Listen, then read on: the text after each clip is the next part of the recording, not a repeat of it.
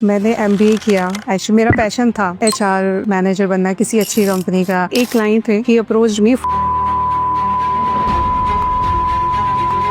मतलब जो आप इमेजिन कर सकते हो प्रोडक्ट से रिलेटेड या ऑटोमेशन सॉल्यूशन से रिलेटेड, वो आज आपके लिए सब कुछ है। जो इलेक्ट्रिकल इंडस्ट्री से पास आउट होते हैं, दे हैव ए आपने बीटेक किया है इलेक्ट्रिकल इलेक्ट्रॉनिक्स में, तो आपने क्यों किया है? प्रोडक्ट में क्या होता है कि बल्क में प्रोडक्ट आपने कर दिया, बता दिया, बल्क में चीजें हो गई, बट सॉल्यूशन ना बहुत स्पेसिफिक होता है। मतलब बहुत सारे कैंडिडेट ऐसे होते हैं मतलब रिजेक्ट हो जाते हैं। आजकल बहुत सारे हैं जो हर साल में जॉब चेंज करते हैं। यहाँ से पैकेज लिया, चेंज कर दिया, यहाँ से पैकेज लिया, चेंज कर दिया। 4 साल में 4 जॉब चेंज करी, उन्होंने अपना 12 से 15 लाख का पैकेज करा लिया। तो रिक्रूटमेंट इंडस्ट्री के अंदर क्लाइंट लाना है बहुत इजी है, बट राइट टैलेंट चूज करना टफ है। 100%। क्या आपको ऐसा लगता है कि AI के आने की वजह से आपकी बिजनेस को खतरा है? बिल्कुल भी नहीं, और ये मैं कॉन्फिडेंटली बोल सकती इतनी हूँ। बड़ी बड़ी MNC 100 HR है सब में, तो कितने सारे HR है, फिर भी रिक्रूटमेंट कंसल्टेंसी की क्यों जरूरत पड़ती है?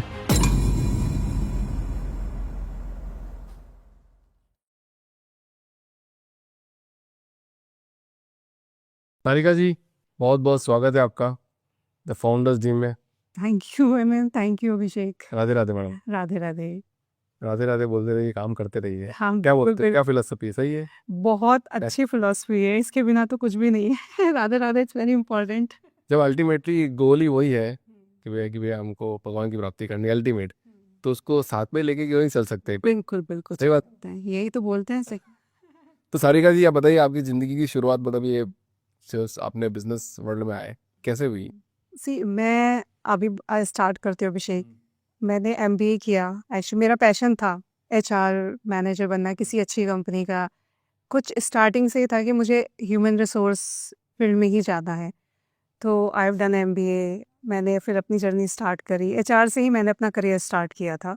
फिर मैंने LG में भी काम किया, JHR में वहीं पे काम करती थी। फिर मैंने I took a break for my baby, and उसके बाद जो एक्सपीरियंस आया, very good experience in HR, तो कनेक्ट भी अच्छे थे। तो लाइटिंग इंडस्ट्री में क्या हुआ, मुझ समबडी एक क्लाइंट थे, they he approached me for their hiring, कि हमें हायरिंग करनी है और कंपनी की पॉलिसीज बनवानी है।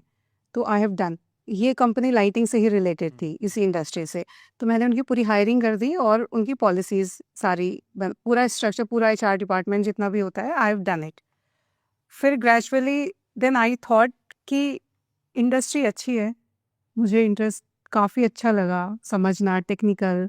तो आई थॉट कि why not to start their own consultancy in particular domain, lighting industry, lighting automation, lighting control. तो ये जर्नी उस थॉट प्रोसेस से स्टार्ट हुई। करेक्ट। तो बहुत सारे लोग मतलब नॉन IT सेक्टर के बारे में ज़्यादा जानते नहीं। IT मतलब सब कुछ टेक ही जानते हैं। आपने नॉन IT सेक्टर चुना, लाइटनिंग फील्ड के अंदर, लाइटिंग इंडस्ट्री के अंदर देखा आपने। पर अगर मान लो लाइटिंग बंद हो जाए, तो अगर ये इंडस्ट्री अगर बंद हो जाए, तो लोगों की रोज़मर्रा की ज़िंदगी में कितना असर पड़ जाएगा? देखो, वैसे लाइटिंग बंद तो नहीं होगी, ये तो बिल्कुल, ये एक हाइपोथेटिकल है कि लाइटिंग बंद हो सकती। तो एक्चुअली में क्या, आजकल जैसे AI है, IoT है, लाइटिंग कंट्रोल है, तो लाइटिंग तो बंद नहीं होगी, डेफिनेटली नहीं, क्योंकि पूरा प्रोसेस है, डेवलपमेंट है, इंडस्ट्री है, इसी से रिलेटेड है। तो बंद तो नहीं होगा, डेफिनेटली नॉट।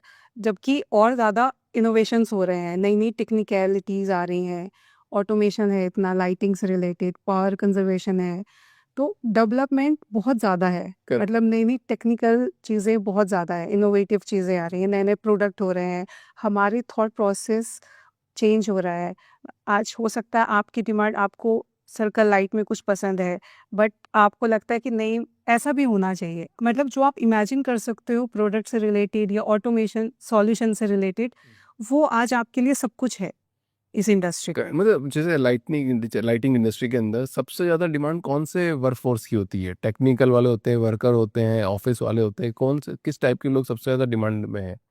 देखो, हर कंपनी के डिपार्टमेंट डिवाइडेड है, तो ऑब्वियसली सेल्स वालों की डिमांड तो रहती ही है, हाँ। क्योंकि चल तो इंडस्ट्री सेल्स से ही रही है। सेल्स, जैसे IT इंडस्ट्री में से डेवलपर की डिमांड सबसे ज़्यादा है, कि पता है कि IT इंडस्ट्री में डेवलपर ही चाहिए, हाँ, ऑर्डर चाहिए, मतलब बैठ के काम करें। तो इसमें लाइटिंग इंडस्ट्री के अंदर में सबसे ज़्यादा डिमांड कौन से लोगों? टेक्निकल पर देखो, वो डिपेंड करता है आपके रिक्वायरमेंट क्या है अभिषेक।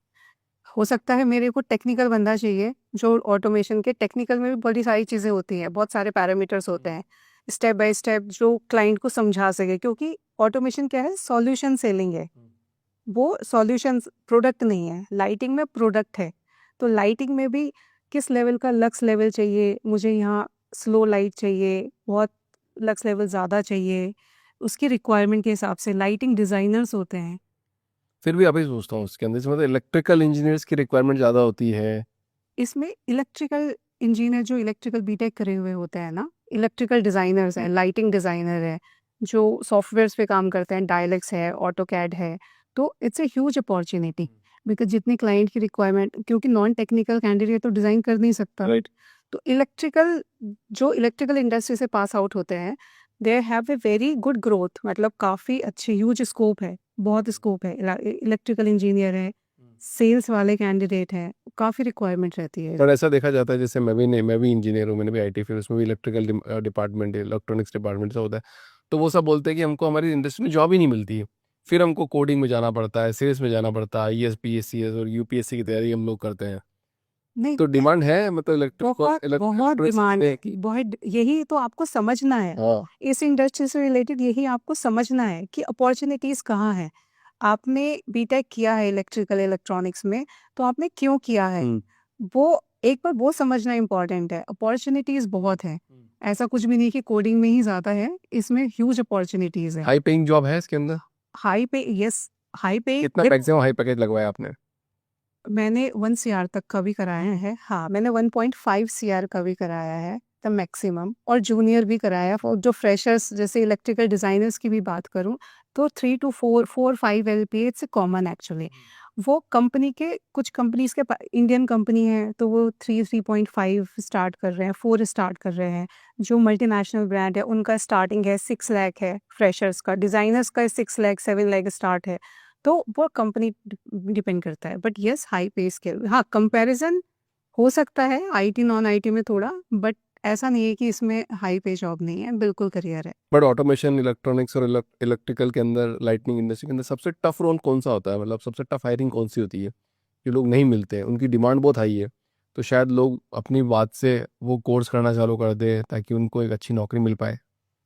देखो, हायरिंग ऑटोमेशन, क्योंकि ऑटोमेशन ना टेक्निकल कैंडिडेट ही बता सकता है ब्रीफ, और ये सॉल्यूशन सेलिंग है, प्रोडक्ट नहीं है। प्रोडक्ट में क्या होता है कि बल्क में प्रोडक्ट आपने कर दिया, बता दिया, बल्क में ये चीज़ें हो गई, बट सॉल्यूशन ना बहुत स्पेसिफिक होता है। तो टेक्निकल कैंडिडेट समझना ऑटोमेशन में क्या सॉल्यूशन चाहिए क्लाइंट को, क्या हमारे सब हमारे सर्विसेज हैं, क्या हम दे सकते हैं, तो वो टेक्निकल कैंडिडेट समझ सकता है। ऑटोमेशन का थोड़ा टफ है। ऑटोमेशन में ग्रोथ भी बहुत है, इट्स ए ह्यूज ग्रोथ। और अब जिस तरीके से एआई आ रहा है ना, आईओटी आ रहा है, तो इसमें बहुत, मतलब बहुत ग्रोथ है। अगर किसी को आना है तो ऑटोमेशन में डेफिनेटली। ऑटोमेशन में भी क्या सीखे? सी ऑटोमेशन में इट्स ए इंडस्ट्रियल ऑटोमेशन होता है, होम ऑटोमेशन होता है, उससे जैसे लाइटिंग रिलेटेड है, लाइटिंग कंट्रोल है। अब ये आपको उस कंपनी के प्रोडक्ट, जब आप किसी भी कंपनी का ज्वाइन करोगे ऑटोमेशन में, वो कंपनी आपको ट्रेनिंग देगी प्रॉपर कि हमारा ये पैरामीटर्स है, ये हम सॉल्यूशन देते हैं। जैसे मैंने आपको लाइटिंग कंट्रोल का दिया स्पेसिफिक, लाइटिंग कंट्रोल में जैसे बेस्ट एग्जांपल एक कंपनी है Lutron, they are master in lighting control, बहुत स्ट्रॉन्ग है, कभी आप भी रिसर्च करोगे तो you will get to know. वो लाइटिंग कंट्रोल में बहुत अच्छा सॉल्यूशन देते हैं। उनकी हायरिंग की डिमांड भी वैसी ही रहती है कि टेक्निकल कैंडिडेट होना चाहिए, विद एक्सीलेंट कम्युनिकेशन होना चाहिए, और उसके सिमिलर क्लाइंट हो भी चलेगा, बट गुड एटीट्यूड, और उसका ट्रेनिंग दे सकते हैं। मतलब वो स्किल सेट ऐसे होने चाहिए कि अगर हम उसको प्रोडक्ट की नॉलेज दें तो वो उस चीज़ को अंडरस्टैंड कर सके, क्लाइंट को बता सके। मतलब बहुत सारे कैंडिडेट ऐसे होते हैं मैडम, मतलब रिजेक्ट हो जाते हैं, मतलब उनको नॉलेज भी अच्छा होता है, चीज़ अच्छी, मैं भी हायरिंग करता हूँ तब स्किल्ड है, सब कुछ है, बट आपने ऐसे क्या चीज़ आइडेंटिफाई करी जिसकी वजह से लोग स्किल होने के बावजूद भी रिजेक्ट हो जाते हैं? ये बहुत कॉमन है अभिषेक, मतलब बहुत ही कॉमन है।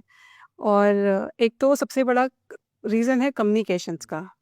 कम्युनिकेशन बहुत ज़्यादा प्रॉब्लम है। देखो, हो सकता है, मैंने पर्सनली देखा है, कैंडिडेट के बहुत अच्छी-अच्छी परसेंटेज होती है, टेक्निकल होते हैं, बीटेक, एमटेक, 90+ परसेंटेज होती है, बट आप उनसे जब फ़ोन पे बात करोगे ना, मतलब हेलो बोलते ही समझ में आ जाता है, तो कम्युनिकेशन एक्चुअली ओवरऑल पर्सनैलिटी हो जाता है, फिर आपका कम्युनिकेशन से आपको समझ आ जाता है। तो कम्युनिकेशन बहुत बड़ा बैरियर है एक्चुअली इन हायरिंग। मतलब इतनी बड़ी अपॉर्चुनिटी है, मतलब कोई कम्युनिकेशन स्किल सिखाने लग जाए सारे कॉलेज पास स्टूडेंट्स को, अगर मतलब कि है कि कॉलेज पास कर लिया, अब 2 महीने का पहले कम्युनिकेशन का कोर्स करो कि कैसे बात करते हैं, क्या चीज़ करना है लाइफ में, क्या मतलब एक पूरा स्ट्रक्चर बना के दे दे अगर, तो वो जो बंदा उनको करवा रहा है उसको भी फ़ायदा और कंपनीज को भी फ़ायदा था बिल्कुल है। फायदा, बिल्कुल और ये होना चाहिए।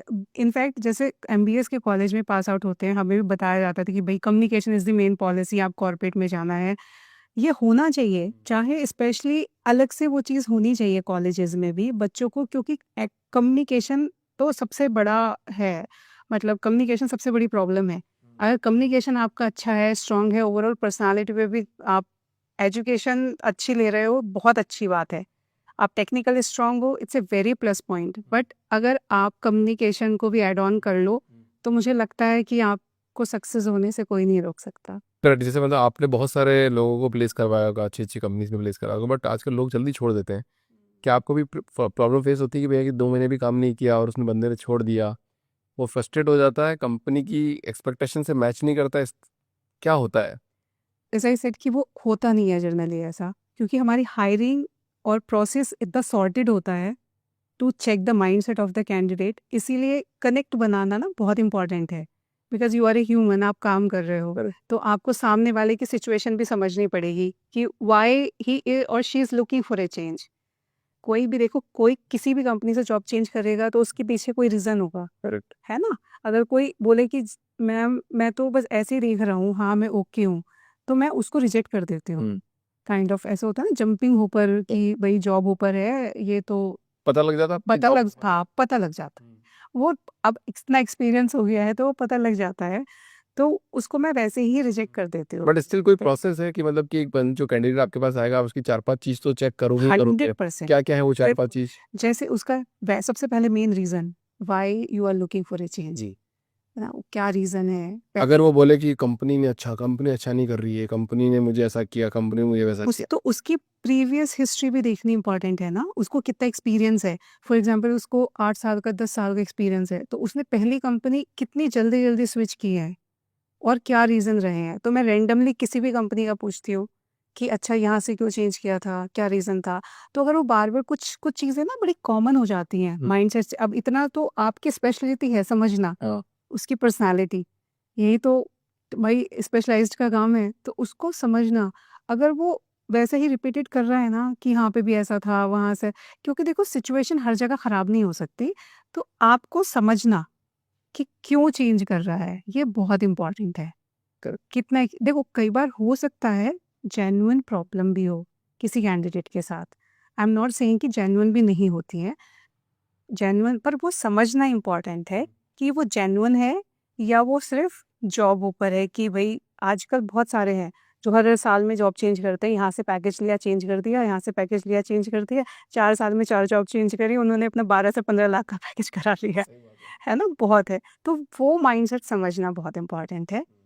अगर और फिर उसके बाद मेरा अपना बेसिक्स रहता ही है कि कनेक्ट, कि अच्छा हायरिंग ये कैंडिडेट ठीक है और ये इसी क्लाइंट के यहाँ जाके, क्योंकि इसका माइंडसेट है। अब बोले मैम मुझे इस कंपनी में तो नहीं जाना, पर फ्यूचर में आए तो मैं इसके लिए बहुत ओके हूँ, मुझे बताना ज़रूर अगर इसमें ये वाली प्रोफाइल आए तो।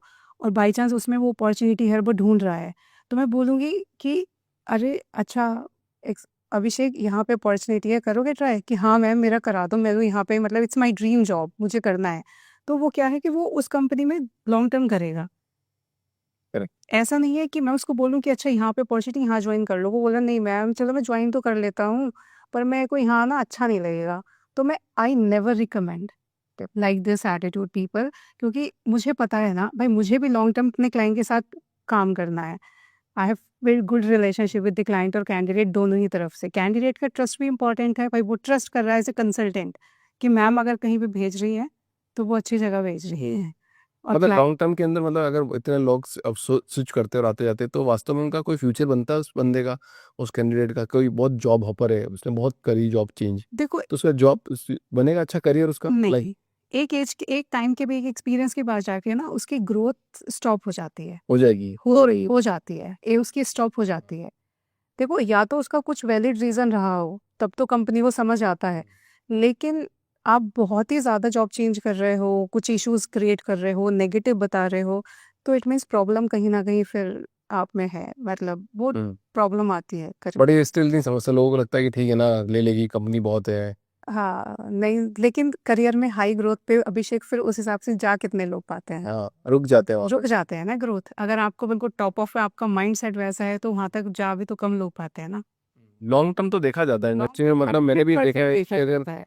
रिज्यूम में अगर पता चल गया कि इसने 3 4 5 ऊपर नीचे किया है, या तो एक बार माइंड से बन जाएगा यार, इसको नहीं लेना है। इसको नहीं लेना। ऐसे बहुत सारे सीवीज़ मेरे पास भी आते हैं, मैं अपने लेवल पे रिजेक्ट कर देती हूँ। मतलब मैं आगे ही नहीं फॉरवर्ड करती हूँ, क्योंकि मेरे क्लाइंट का ट्रस्ट भी मेरे साथ ऐसा है कि मेरी कंपनी से अगर सीवी जा रहा है, तो इट मीन्स वो ऑलरेडी फ़िल्टर्ड है हम्म। और chances are high to close.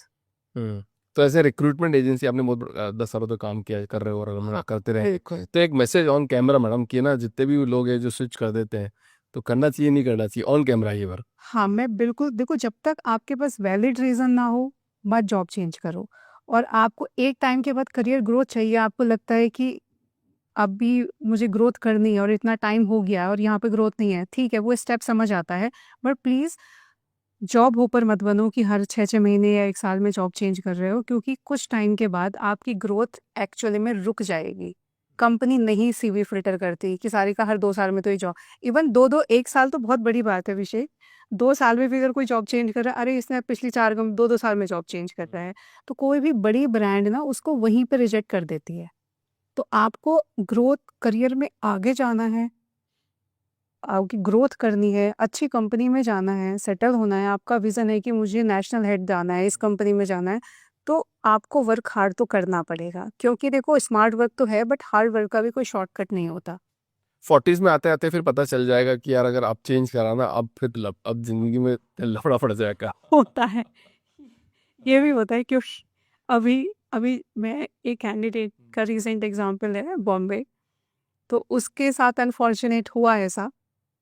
Although is a good candidate, but उसने रीज़न बताए कि मैम इस टाइम पे ये हुआ था। चलो आई अंडरस्टैंड कि रीज़न है, बट अभी उसका एक ये है कि मैम अब मुझे कंपनी चाहिए जहाँ पे मैं एटलीस्ट 5 साल जॉब कर लूँ, नहीं तो मेरा करियर ख़त्म हो जाएगा। और एक्चुअली में ये चीज़ मैंने भी उसको बोली कि अगर तूने नेक्स्ट किसी भी कंपनी में जॉब चेंज करी, तो यू विल फिनिश, मतलब आप ग्रोथ कर ही नहीं सकते। हाँ, तो ये एक्चुअली में प्रॉब्लम है। सही बात है, ब्लॉकेज, क्योंकि मैंने भी देखा, बहुत लोगों को देखा है मैंने कि यार वहाँ पे सुनने लगता है कि मैं फास्ट अभी 1 लाख 2 लाख का पैकेज बढ़ा लिया, फिर आगे बढ़ गया, आगे बढ़ गया, आगे बढ़ गया, लास्ट में आके वो घूम फिर के बोलता है यार प्लीज अभी रख लो यार, वो कम पैकेज में ही रख लो, हाँ। फिर वो वापस गिरता है वो। सेम पे ज्वाइन कर लेंगे, पर उनकी ग्रोथ ना बहुत धीरे-धीरे हो जाती है, बहुत धीरे-धीरे होती है।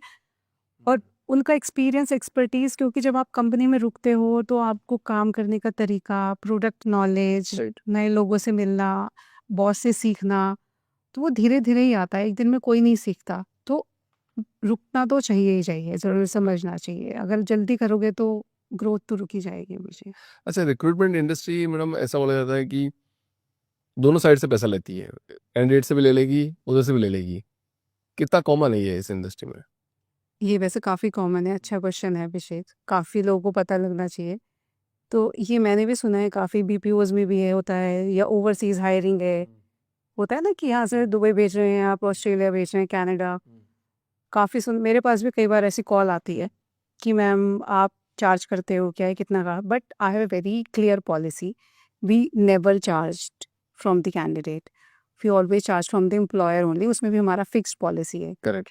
तो हम उससे चार्ज नहीं है, बट है, मैंने भी सुना है कि कंसल्टेंट लेते हैं, कैंडिडेट से भी चार्ज करते हैं, बट हम नहीं चार्ज करते, मतलब we have a very clear policy. ठीक है, आप इस इंडस्ट्री में इतने सालों से मैडम, ठीक है यार, इंडिया में अनएम्प्लॉयमेंट रेट बहुत बढ़ रही है कि वह कि लोग अनएम्प्लॉयड है, लोगों को नौकरी नहीं मिल रही। आप बताओ कि लोग नौकरी की वास्तव में कमी है क्या? बिल्कुल भी कमी नहीं है अभिषेक, है, इंडिया में नौकरी की कमी नहीं है ना? बिल्कुल भी नहीं है। लोग, अगर मैं बात करूँ ना, लोगों में सिर्फ पैशन की कमी है, लोगों में काम करने की कमी है, लोगों में काम करने की कमी नहीं है। अगर आपका पैशन है और काम करना है ना, तो मुझे लगता है कि इंडिया से अच्छा प्लेटफॉर्म ही नहीं है, आपको यहाँ पे इतनी अपॉर्चुनिटीज़ हैं। कंपनीज़ ढूँढ रही हैं कैंडिडेट कि हमें ये बंद कैंडिडेट चाहिए, पर उनको इतने अच्छे नहीं मिल रहे हैं। और कैंडिडेट बोल रहे हैं जी जॉब की कमी है। जॉब की कमी नहीं है, बिल्कुल भी नहीं है। नहीं तो आजकल ऐसे मैं जैसे मैं तो इस रील वाली इंडस्ट्री में हूँ, पॉडकास्ट इंडस्ट्री में, तो देखना पड़ता है बहुत सारे रील्स क्या चल रहा है मार्केट में, कौन क्या है। तो बहुत सारे रील मेरे पास आई, बच्चे रील बना रहे, चैट जीपीटी से पूछे हैं कि एक लड़का होता है, दो लड़के और बैठे होते हैं, चैट जीपीटी बताओ कि है ना एक मंथ में 1 करोड़ कैसे कमाना है। तो वो बोलता है अरे एक मंथ में नहीं, एक दिन में कैसे कमाना है, एक दिन में। तो बोलता है कि चलो एक दिन में 1 करोड़ कैसे कमाना। दूसरा बोलता है कि नहीं नहीं, एक दिन 1 करोड़ नहीं, 5 करोड़, 5 करोड़। तो ऐसा कुछ क्या वेज बताओगे, अच्छा कुछ नए वेज बताओ। पर काम क्या, काम कुछ नहीं करेंगे, सोना 18 घंटे सोएंगे। तो ऐसी रील वायरल हो रही कि काम कुछ नहीं करना है और उसके 50 वेज बताओ कि मैं इतना पैसा कैसे कमा पाऊंगा। तो यही प्रॉब्लम है कि इंडिया में जॉब नहीं है। देखो मैंने क्या बोला अभी, किसी भी चीज़ का ना शॉर्टकट नहीं होता है। आपको मेहनत तो करनी, आप स्मार्ट हो, ये आपके स्किल्स हैं जो आपको सक्सेसफुल बनाते हैं। बट आपको समझने के लिए देखो, आपको पढ़ना है। परसेंटेज आप 60 भी ला सकते हो, 90 भी ला सकते हो, बट उसमें एक गैप है ना, वो आपको ही फिल करना पड़ेगा, पढ़ना पड़ेगा आपको। तो आप कितना स्मार्टली पढ़ रहे हो, समझ रहे हो, मेहनत कर रहे हो, उसके लिए भी मेहनत की जाती है। परसेंटेज आना अपने आप तो आएंगी नहीं, 60% आ रही है, मेहनत करनी पड़ती है। तो मैं अब परसेंटेज किसी की 60 आ रही है, किसी की 90 आ रही है, वो उसके स्किल सेट और स्मार्टनेस पे आ रही हैं, पर मेहनत तो आपको करनी पड़ेगी। मेहनत का कोई शॉर्टकट नहीं है। बाकी जो ये बोलते हैं कि चैट जीपीटी से कि एक दिन में 1 करोड़ कमा ले, करेंगे कुछ नहीं, 16 घंटे सोएंगे। तो मुझे लगता है ये एक है ना कि खाली सपने देखना, वैसी वाली बात है। नहीं, ये तो तो मतलब पॉसिबल रिक्रूटमेंट इंडस्ट्री के अंदर क्लाइंट लाना है बहुत इजी है, बट राइट टैलेंट चूज करना टफ है। 100%। राइट टैलेंट चूज करना इट्स एक्चुअली वेरी बिग तो आप टास्क। कैसे सोर्स करते हो, मतलब आपका नेटवर्क कैसे बनता है, क्लाइंट स्टूडेंट मतलब जो लड़के आते हैं, आप कैसे अपना नेटवर्क बिल्ड करके देन आपका कंपनीज को एक राइट कैंडिडेट देते हो। सी देखो, स्पेशलाइज्ड होने का तो यही एक फ़ायदा है कि मैं इंडस्ट्री से बहुत कनेक्टेड हूँ, चाहे वो क्लाइंट है या फिर कैंडिडेट है। उससे आपको पता भी रहता है कि रिक्वायरमेंट कहाँ पे है, क्लाइंट कौन है, कैंडिडेट कौन है। फिर वो अंडरस्टैंड करना कि क्लाइंट की रिक्वायरमेंट क्या है। फॉर एग्जांपल विप्रो है, लाइटिंग टेक्नोलॉजीज़ है, रशियन ब्रांड। अब किसी की पर्टिकुलरली ब्रांड रिक्वायरमेंट क्या है कि सारी का हमें एक कैंडिडेट नॉर्थ में चाहिए। I do hiring for pan India, तो नॉर्थ में चाहिए या साउथ में चाहिए या फिर हमें वेस्ट में चाहिए, रीजनल मैनेजर चाहिए, लाइटिंग डिज़ाइनर चाहिए।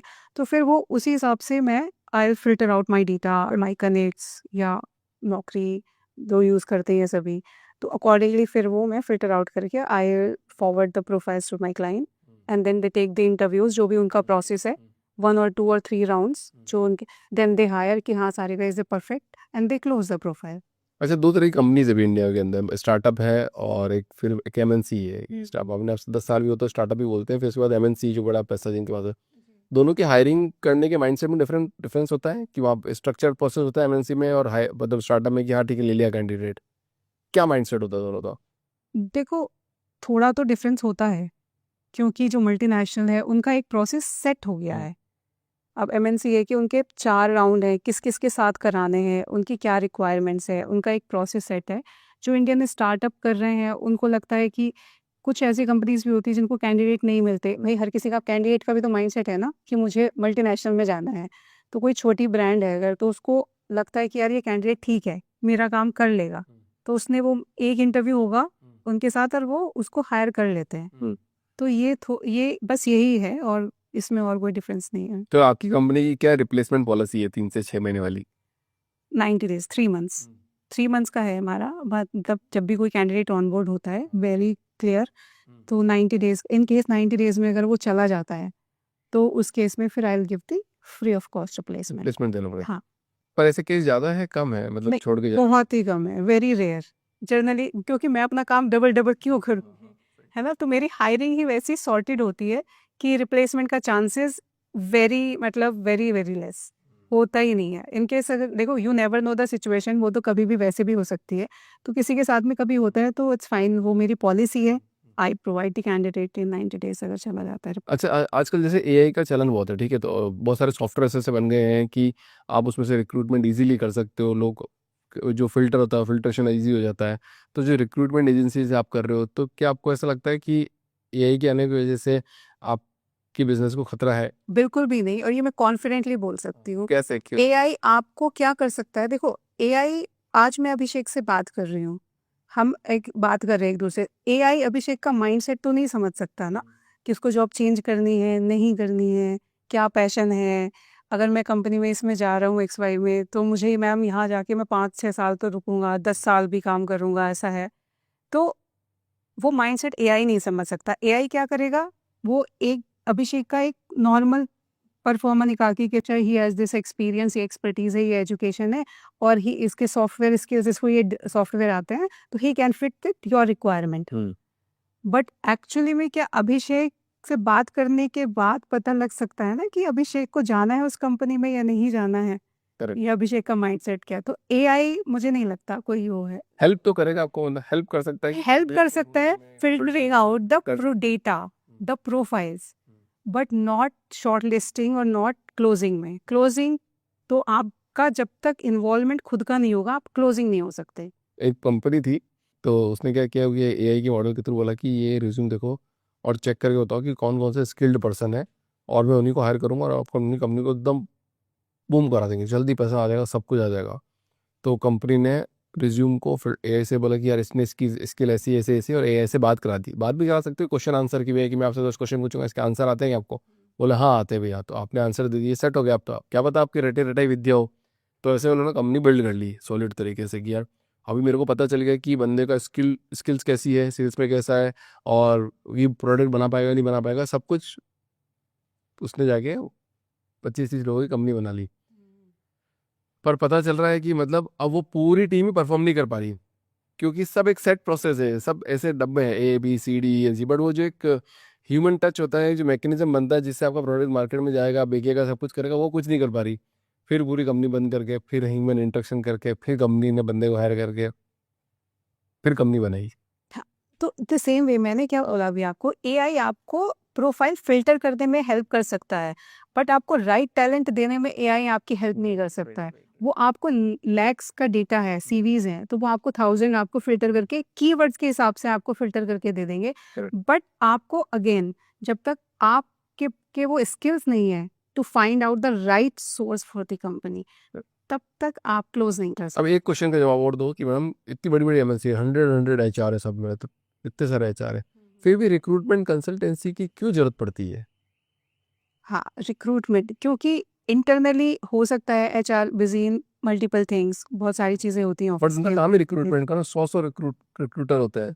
हाँ, ये गुड क्वेश्चन। क्यों होते हैं? क्यों होता है, बिल्कुल कंसल्टिंग। देखो, अगर मैं अपनी मतलब अपनी डोमेन की स्पेसिफिक बात करूँ, तो अब जैसे पता है, सबको ही पता है कि आई have a good connect, understanding बहुत अच्छी है, प्रोफाइल्स का समझ है, सॉल्यूशन का पता है, कौन सीवी किस में फिट होगा। हो सकता है उनके एचआर कहीं और दूसरी इंडस्ट्री से आया हुआ है, उसका एक्सपीरियंस उतना स्ट्रांग नहीं है, तो उसको टाइम लगता है एचआर को हायरिंग करने में, वो कनेक्ट बनाने में। और कंसल्टेंसी क्या होता है कि कैंडिडेट भी जो होता है ना, वो भी थोड़ा ओपन होता है कि मैम मुझे इसमें नहीं जाना है, इस कंपनी में जाना है, या यहाँ पे तो ऐसा है। वो इतना ओपनली होके कैंडिडेट कंपनी के एचआर से बात नहीं कर सकता। तो कंसल्टेंट क्या होता है कि वो समझ सकता है कि ही और she is the right fit for this company और नॉट। तो वो क्या होता है, इजीली क्लोज करने में हेल्प होता है प्रोफाइल। नहीं तो कई बार क्या होता है कि कंपनी के एचआर वालों ने भी जल्दी जल्दी क्लोज कर लिया, तो वो रिप्लेस, वो स्विच हो जाता है ना, छोड़ के चला गया, ये हो गया। बट स्पेसिफिक हायरिंग में फिर ऐसा नहीं होता। जैसे हमारे कंपनी के स्पेसिफिक उसमें जनरली, जैसे आपने बोला 90 डेज में चला जाए कोई, तो वो इसीलिए नहीं होता because we understand the mind set also of the candidate, कि ये इसके लिए अच्छा है, ये इस रिक्वायरमेंट में फिट हो जाएगा, और ये जल्दी छोड़ के भी नहीं जाए। और ऐसा होता है, मतलब people are working since longer time. अभी वर्क फ्रॉम होम का कल्चर बहुत बढ़ा हुआ है, अभी भी बढ़ा हुआ है, तो स्टिल कैंडिडेट आपको पूछते हैं कि कंपनी वर्क फ्रॉम होम देगी क्या, तभी मैं ज्वाइन करूंगा। हाँ, ये भी गुड क्वेश्चन, बहुत पूछते हैं कि मैम इनका कल्चर कैसा है, कुछ हाइब्रिड है क्या।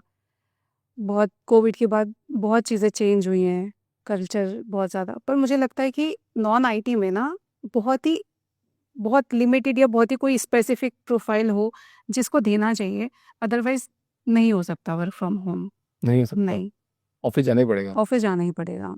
अच्छा, एक चीज़ और कॉमन है आई थिंक, मतलब जैसे मेल फीमेल कंपनी में होते हैं, तो फीमेल को थोड़ी ज़्यादा छुट्टी मिलती है, मेल को कम मिलती है, या फिर मेल को ज़्यादा मिलती है, फीमेल को कम मिलती है। तो जो फीमेल क्वेश्चन उठाती है कि यार हमको इतना कम मिल रहा है टाइम, ऑफिस छुट्टी कम मिल रही है, तो क्या इनइक्वलिटी होनी चाहिए, या फिर सेम वर्किंग आवर होनी चाहिए, सब कुछ फ्लेक्सिबिलिटी सेम होनी चाहिए एज ए मैन मैन और वुमेन? देखो, अगर एज़ ए वर्किंग वूमेन अगर इक्वालिटी का सवाल है तो फिर दोनों के लिए सेम ही होनी चाहिए वो तो। जबकि इनफैक्ट फीमेल्स को तो और प्लस पॉइंट मिलती है, चाहे जैसे मैटरनिटी लीव हो गया, काफ़ी काफ़ी लीवरेज मिल जाती है। लेकिन जो कंपनी की पॉलिसीज़ हैं, लीव है या वो तो सबके लिए इक्वली होनी चाहिए। करेक्ट। अच्छा देखो, छुट्टियों की बात करते हैं ना, तो 12 तो छुट्टी होती है जो सीएल होती है, आपकी कैसे होती है? कैजुअल लीव, 12 होती है सिक लीव, सिक लीव। 24 हो गई, ठीक है। 24 प्लस आपको एडिशनल, 15 आप ये जो नेशनल हॉलीडेज़ होती हैं, वो तो अलग हो गई उसके अलावा। वो अलग हो जाती है, जो मिल वो भी मिलती है। और एक मतलब एक मतलब बीमार, मतलब वर्क फ्रॉम होम हो गया, फिर कुछ हो गया, तो 12 छुट्टी वो हो गई, तो 24 प्लस 12 ऑफिस हो गई। फिर आपका सैटरडे संडे निकल गया, तो मतलब पूरे साल पर, और बाकी आपने शादी वादी के लिए छुट्टी ले लेते हो, तो एक एम्प्लॉय के लिए तो कम से कम भी 1.5 महीना पूरे साल में, 1.5 महीने से भी ज़्यादा, छुट्टी को ही 10 महीने ही काम कर रहे हैं, हाँ, फिर भी टेंशन में। फिर भी टेंशन में। हाँ, नहीं होना चाहिए वो इक्वालिटी। वही यही तो प्रॉब्लम है माइंडसेट की कि भई छुट्टी होनी चाहिए, काम नहीं करना। अच्छा, मतलब आपने किसी को हायर करवाया, और मतलब एक सबसे इम्पोर्टेंट सवाल आता है, फीमेल हरेसमेंट मिसकंडक्ट हो जाता है, और आपके थ्रू हायर हुए, तो आपका इंटरवेंशन उसमें रहता है, उसको कैसे सॉल्व करते हो आप? Oh my God! वैसे गुड क्वेश्चन। ये अभी तक तो अभिषेक 10 साल के करियर में ऐसा नहीं आया, मेरे उसमें नहीं आया प्रोसेस में। हालाँकि मैंने भी सुना है ऐसा कि कॉर्पोरेट में मैंने भी काम किया, आई नेवर फेस इस तरह की प्रॉब्लम। और अभी 10, लेकिन अगर कभी आता है, कोई केस होता है तो फिर सिचुएशन के हिसाब से देखेंगे, विल अंडरस्टैंड। पर एजेंसी का रोल होता है उसमें इंटरफेयर करने का, या नहीं, नहीं? एजेंसी का वैसे एज़ सच नहीं होता है, बिल्कुल भी नहीं होता है, बिकॉज़ आपकी इंटरनल पॉलिसीज़ है, people are working internally. But किसी सिचुएशन में अगर आपको इन्वॉल्व होना पड़ता है, बात करनी पड़ती है टू अंडरस्टैंड, तो फिर आपको समझना पड़ेगा दोनों साइड से करेक्ट। कि गलती किसकी है। मतलब सैलरी डिस्प्यूट भी हो जाए, मतलब कि इनकी ज़्यादा सैलरी, मेरी कम सैलरी, आपने तो मैडम मेरे को कम में लगवा दिया, ऐसा केस तो आया होगा?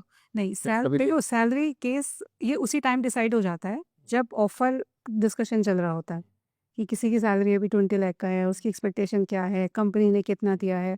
इनफैक्ट वो अपनी कंपनी में भी रेजिग्नेशन तभी डालता है तब वो ऑफर एक्सेप्ट करता है। तो सैलरी का तो एज़ सच नहीं आता है। नहीं होता है। नहीं, कभी नहीं आता। आप कितने घंटे काम करते हो, आपकी कितनी बड़ी टीम है, आप कैसे काम करते हो? मेरी अभी टीम में बात तो 10 पीपल आर ऑन रोल और बाकी कुछ फ्रीलांसर्स हैं दो आर वर्किंग। मेरा मंडे टू सैटरडे रहता है, 1 Saturday is off basically and anybody can take जब भी उनको लगता है कि जिस सैटरडे में लेना है। और 9:30 टू 6:30 तक वर्किंग रहती है। बाकी तो कंसल्टेंट है तो हमेशा all time you have to be on call. रात में कब 8 बजे भी, 9 बजे भी, 10 10 बजे बजे भी आते, 11 बजे भी कई बार करना पड़ता है टू अरेंज द कॉल, क्योंकि कुछ प्रोफाइल्स ऐसे होते हैं जो whole day they are very busy. कुछ सीनियर प्रोफाइल्स हैं, they can't attend the call from the office, नहीं कर सकते। मुझे सीनियर रोल पे किसी का कराना है तो आई हैव टू अरेंज उसका टाइम देख के, क्लाइंट की अवेलेबिलिटी देख के। तो समटाइम्स मैं 9 o'clock, 9:30, 10 o'clock, it's depend actually. तो वो पीसफुली बात कर सकते हैं, डिस्कस कर सकते हैं हम्म। टीम्स पे, तो you have to be available.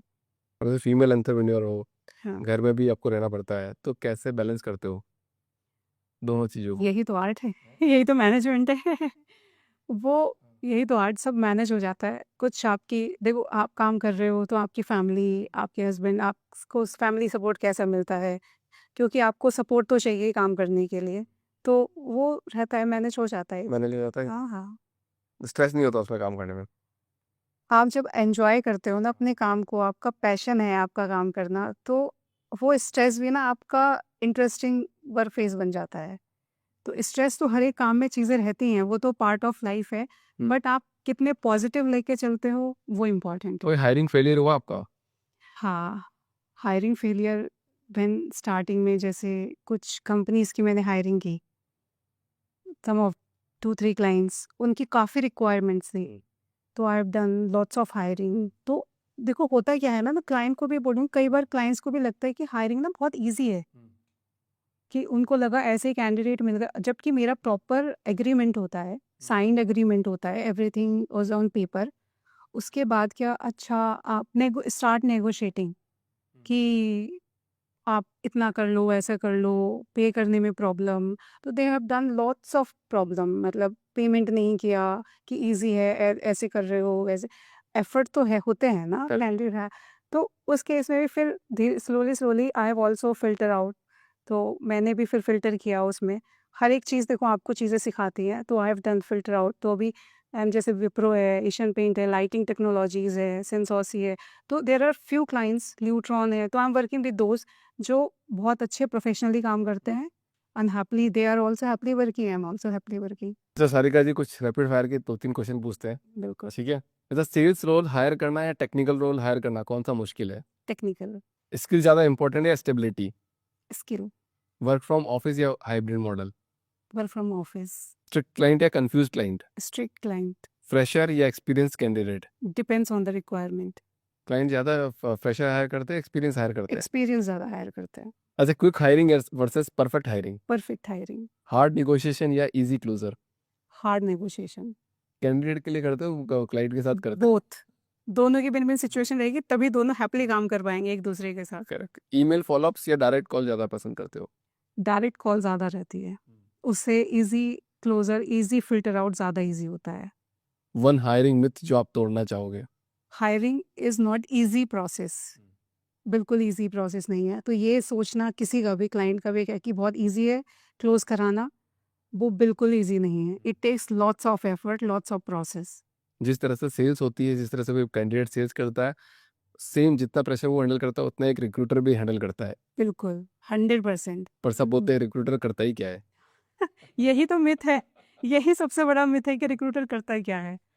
ये सबसे बड़ा मिथ है जो एक्चुअली नहीं होना चाहिए। इसमें बहुत एफर्ट लगता है अभिषेक। तो Sarika ji, thank you so much for coming in the podcast thank you so much. And I hope, I wish you all the best कि आप और ऐसे करते रहे काम।